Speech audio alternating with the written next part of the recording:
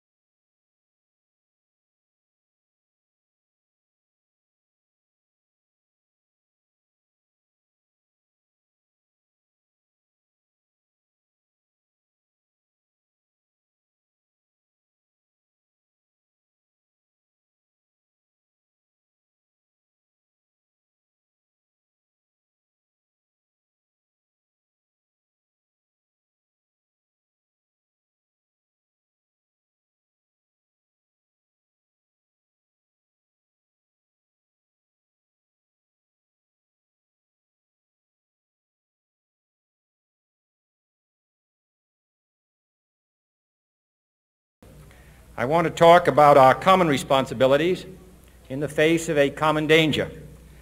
The events of recent weeks may have helped to illuminate that challenge for some, but the dimensions of its threat have loomed large on the horizon for many years.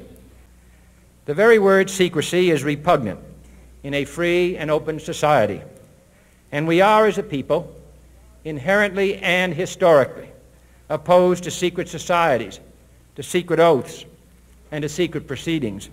For we are opposed around the world by a monolithic and ruthless conspiracy that relies primarily on covert means for expanding its sphere of influence, on infiltration instead of invasion, on subversion instead of elections, on intimidation instead of free choice, on guerrillas by night instead of armies by day. It is a system which has conscripted vast human and material resources into the building of a tightly knit, highly efficient machine that combines military, diplomatic, intelligence, economic, scientific, and political operations. Its preparations are concealed, not published. Its mistakes are buried, not headlined.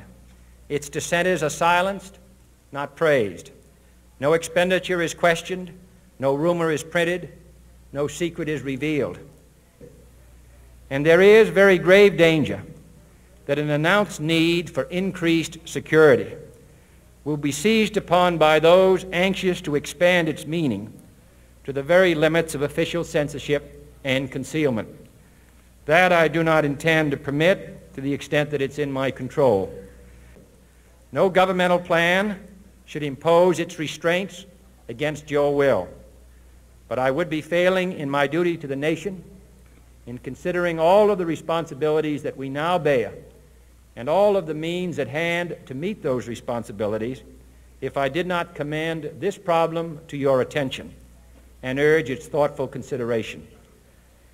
It is the unprecedented nature of this challenge that also gives rise to your second obligation, an obligation which I share, and that is our obligation to inform and alert the American people, to make certain that they possess all the facts that they need and understand them as well, the perils, the prospects, the purposes of our program, and the choices that we face. No president should fear public scrutiny of his program, for from that scrutiny comes understanding, and from that understanding comes support or opposition, and both are necessary. I am not asking your newspapers to support an administration, but I am asking your help in the tremendous task of informing and alerting the American people that Francis Bacon remarked on 3 recent inventions already transforming the world: the compass, gunpowder, and the printing press. Now the links between the nations, first forged by the compass, have made us all citizens of the world, the hopes and threats of one becoming the hopes and threats of us all.